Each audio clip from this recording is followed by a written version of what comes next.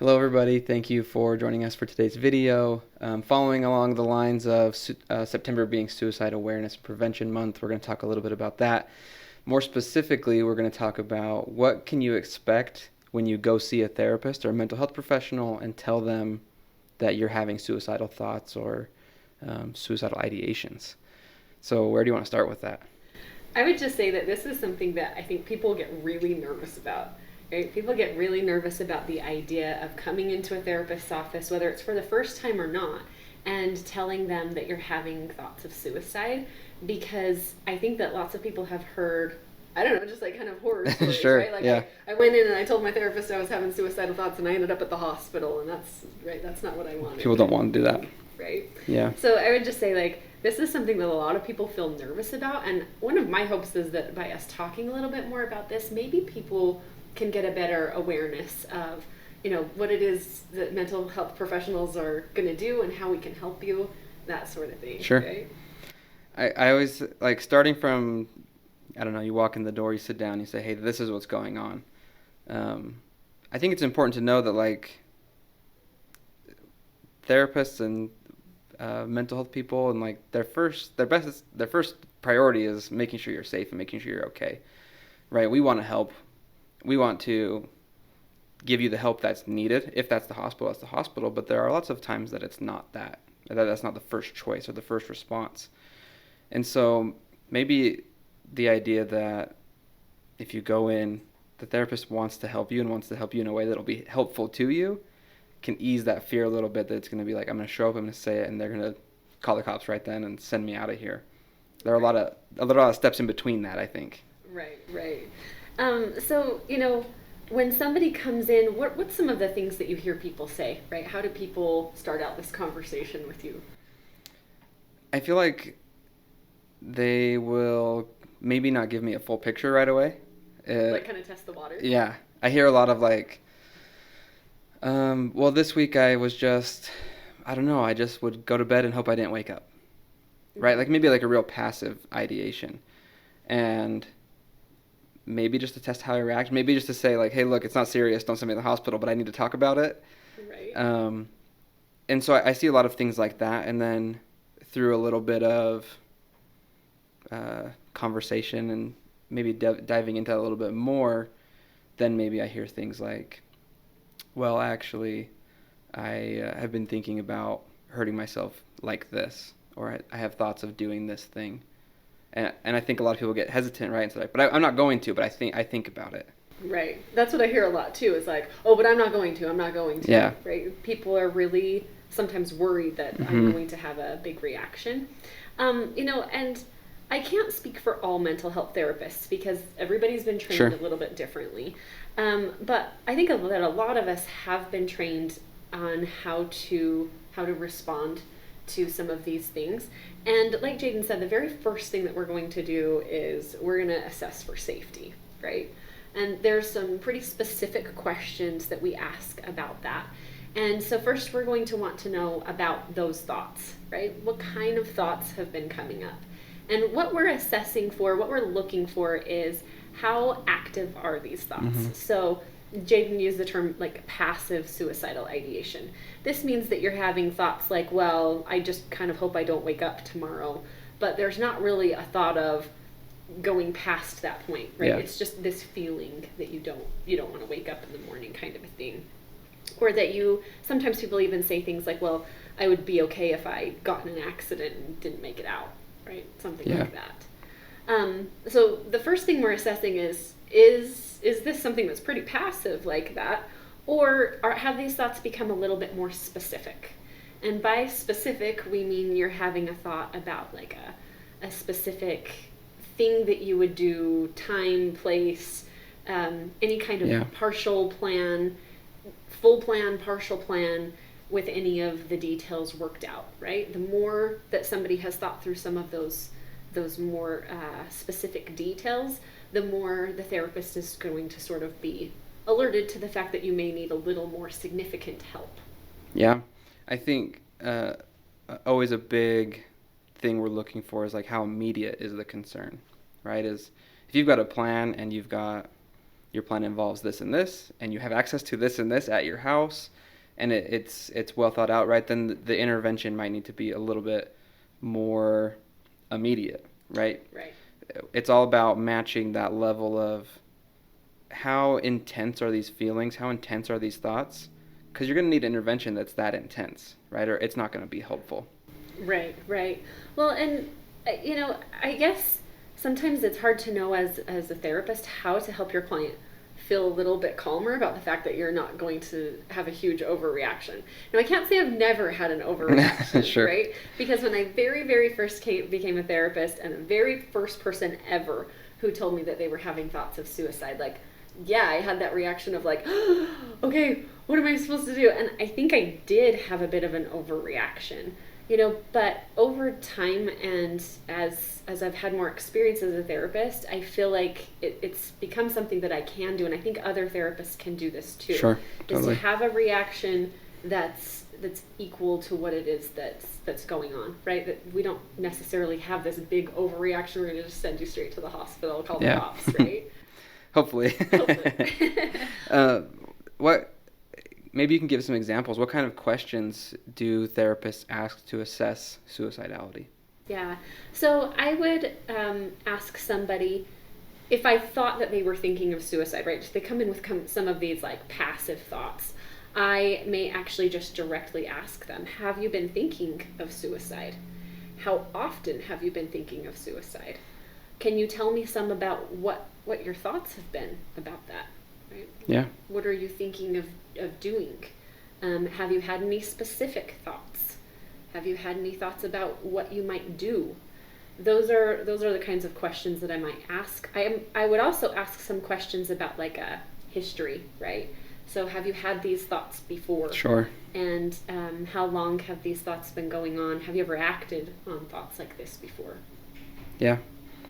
And then you get through those questions. I think it helps assess some of like we were talking about, how intense is this? How immediate does it need to be? How big of a concern it is? And from there, what kind of options are there besides I'm sending you to the hospital? What other kind of things would a therapist do for you? Right. So let's say somebody just comes in with passive thoughts. The thought of, I don't want to get out of bed in the morning. It would be okay if I never woke up. Something like that. If somebody comes in with that as being the extent of their thoughts, I am going to treat that just like I would treat any other kind of like a major depressive disorder. Sure. Right? Because this is a symptom of depression. And so we would start to treat the depressive symptoms, help the person to be able to feel like they could regulate their emotions better, find some things in their life that help them to feel better and are more hopeful, and help them to regain some of that energy and motivation, right? So that's kind of like track one. Track one is totally. We've got like really passive thoughts that are probably just symptomatic of some of the other things you're experiencing, right? Track two.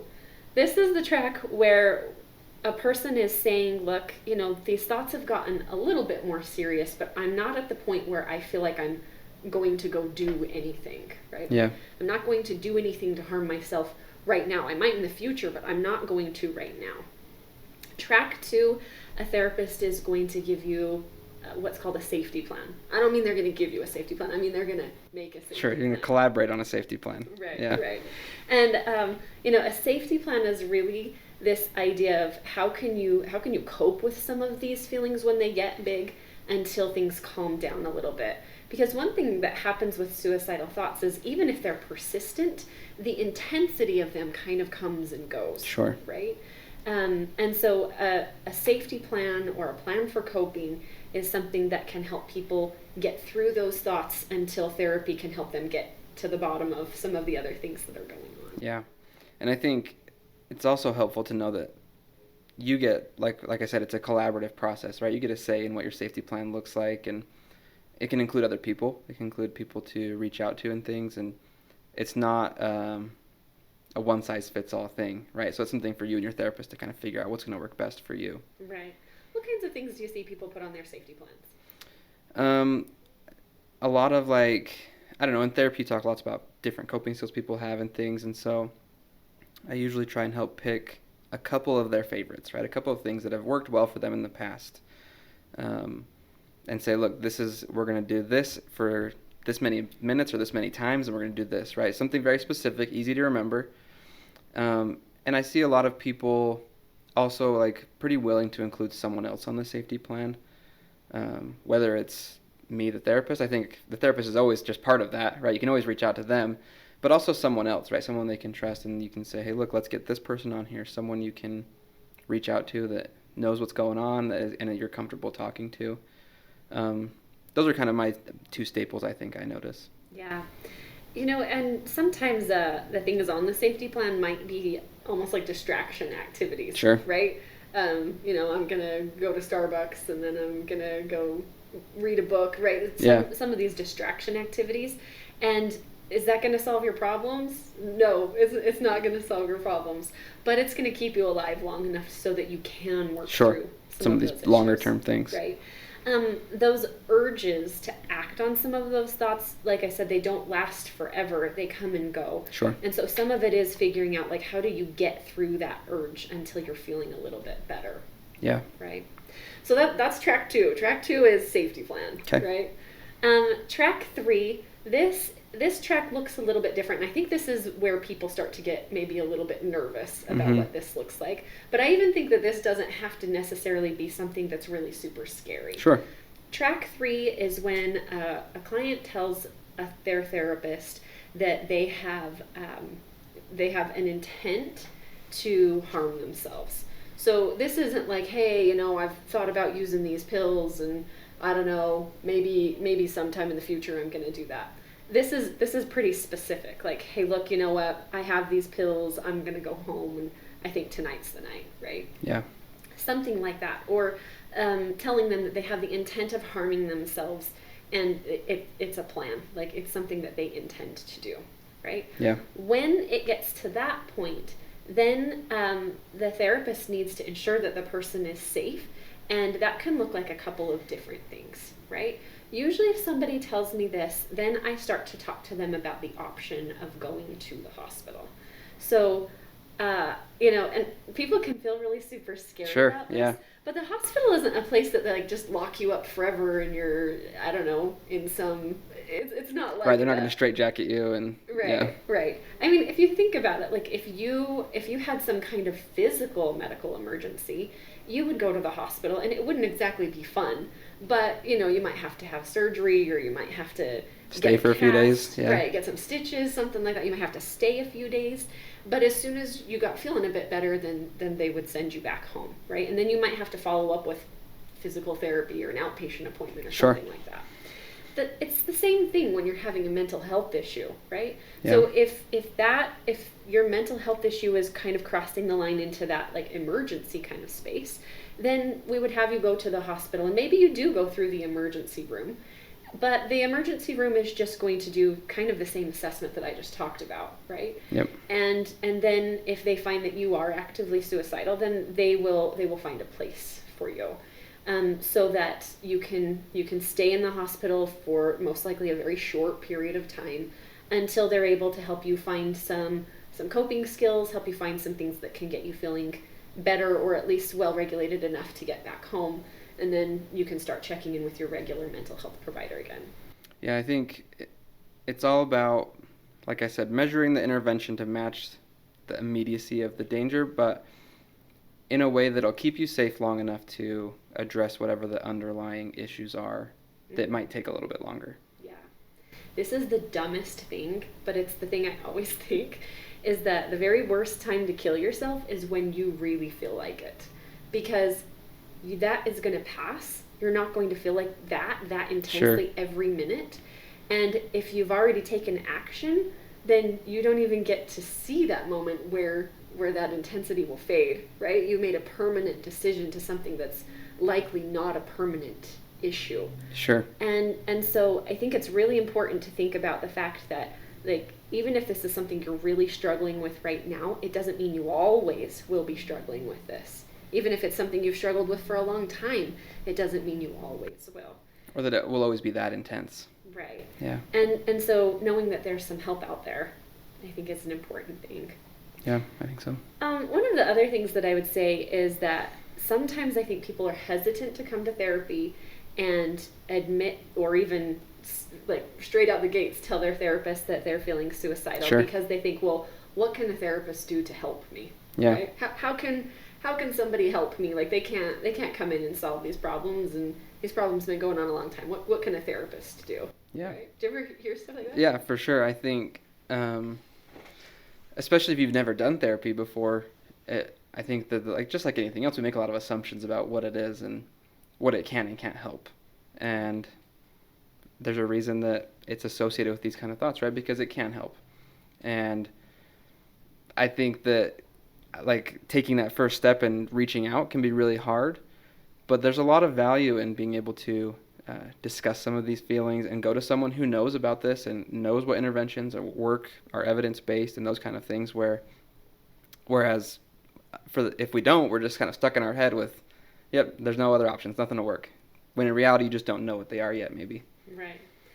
If I was going to share just one quick thing, right? One quick thing that maybe I would teach somebody to do in therapy, that would be to regulate their nervous system. Because if your nervous system is activated in a specific way, you actually feel hopeless and see everything around you as being just stuck, not worthwhile, and you feel like there's nothing that you can do. Now, it's not necessarily that is true, but it feels true because of the way your nervous system is activated, right? Yeah. So one of the very first interventions I often do with people is helping them recognize this is what it feels like when your nervous system is in this spot. And here's some things we can do to get you out of it, right? Sure. And these might be simple interventions. They might be things we have to try a couple of times. We might have to try a couple of things to see what's going to work best for the person. But there's absolutely many ways that you can regulate your nervous system so that you at least come out of that spot where you're feeling so hopeless. And over time, your body is going to get better and better at being able to regulate that, right? So this is just one of the examples of something that a therapist could do. No, it's not going to fix all your life problems. Sure. But if you knew how to regulate your nervous system, at least you could be in the problem and not feel completely hopeless and stuck. Yeah. At least your brain could see other options. Yeah, I think there are lots of ways our like you said, our nervous system, our body, and our mind, and our physical health, and our mental health are so interconnected, and lots of things you can do to help that, but you'll never know if no one can tell you about them. Right. So, Right. Yeah. So I guess what would you tell somebody that was thinking about going and talking to a therapist or their therapist about suicidal thoughts?